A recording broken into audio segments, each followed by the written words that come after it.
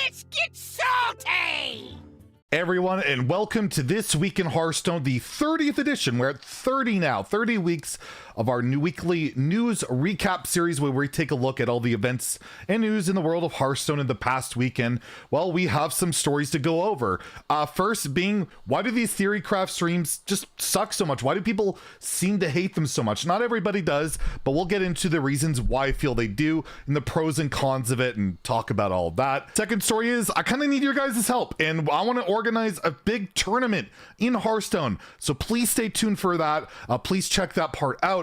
The third segment, we're going to take a look at the Masters Tour event, Ironforge, that went on this weekend. Who won that event? How did the viewership go? We're going to skip the meta update this week because literally there's just nothing going on. We're all waiting for like the reverted cards, the balance patch, all that stuff. So no meta snapshot, and then we'll end off with the mailbag where I answer your questions. So first, the question that I've been asked a lot about and people want me to cover it is these theory crafting streams. If you're not aware, as you can see here, a bunch of streamers that Blizzard selects, basically always the same streamers that Blizzard selects, will go on early, have early access to all the new expansion cards and probably the core set cards and play them like theory craft decks ahead of time. And there's always a lot of backlash. Like whenever I'm reading on Reddit or on Twitter, people are always crapping on it, and my take has always been kind of like, it's not a big deal. It's a marketing event. Obviously Blizzard's just, you know, wanting to promote their expansion. They obviously have the metrics to prove that, you know, this is a good idea.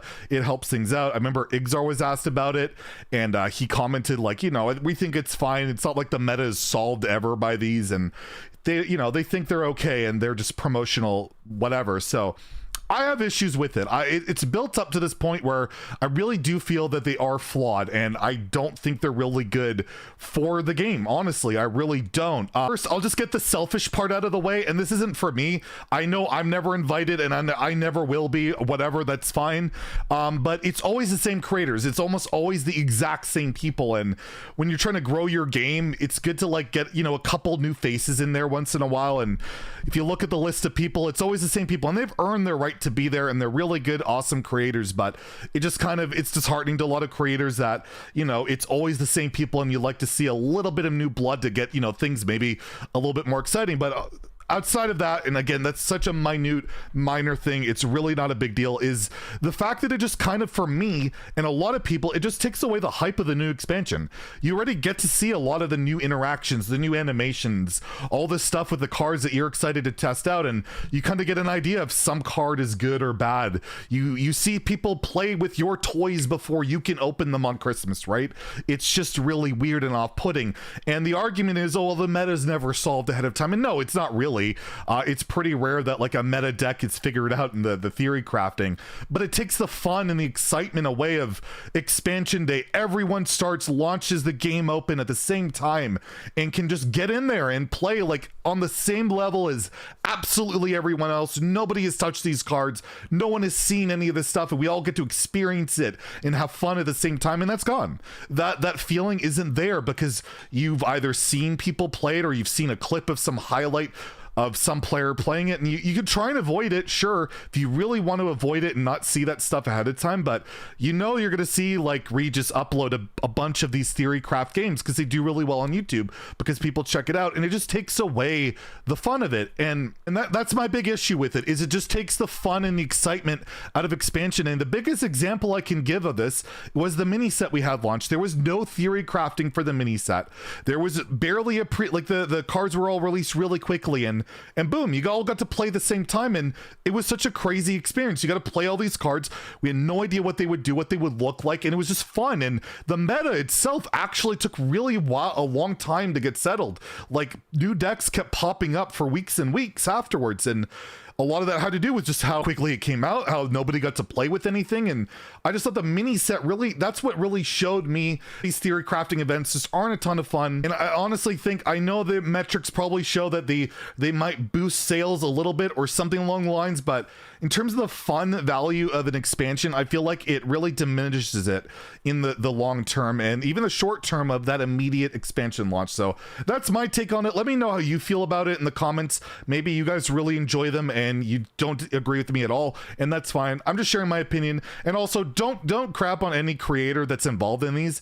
I would take it. I would do it as well because it's a good opportunity. It's fun to play with the cards ahead of time. Who wouldn't want to do that? So don't give them any flack over it. Don't do anything like that. I'm just putting my opinion out there as to why a lot of people really just think the theory crafting streams suck and have some serious problems. The next story is me needing your help. If you remember last year, Solemn basically crowdfunded or like kind of raised funds to do a wild tournament. It was like the Wild Open, since Blizzard never ever seems to want to do it anymore.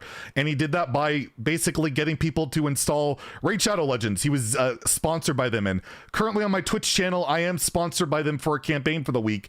And if I hit 90 downloads, if 90 people download using my link, I'll have it in the description below, use it and play the tutorial, then we'll get extra incentives, and basically that extra incentives would lead to $1,000 prize pool open wild tournament. I'll try and make it open to NAEU. I'm going to talk to Salmo about it. I haven't worked everything out, but I'm going to get it worked. I want to continue the trend of getting these community tournaments going, but the only way we can really get it possible is if you guys use the Raid Shadow Legends thing and download it. So if you haven't played it, all you got to do, it's free to download, play through the tutorial, and you can and then you're done.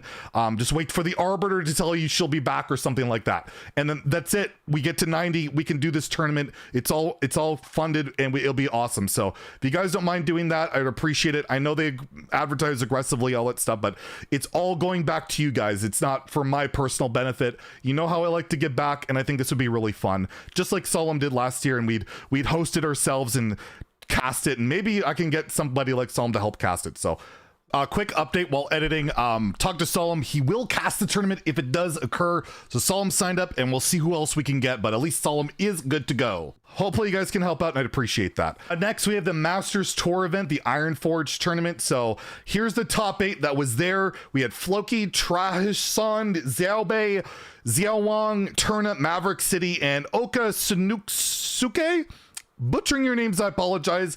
The final was between Maverick and Xiaobei, with Xiaobei winning, and the event didn't go over very well on YouTube. I think the peak I saw was like 7,000 or 8,000 viewers. There was no French broadcast for some reason, which always does really well. There's no Russian broadcast, which usually does really well, and there was a couple of tweets promoting it. But yeah, overall the event really lower viewership, kind of sucks. These guys put a lot of effort into it, and yeah, I do want to put it out there, promote who won, but it's really looking pretty bleak for Hearthstone esports these days.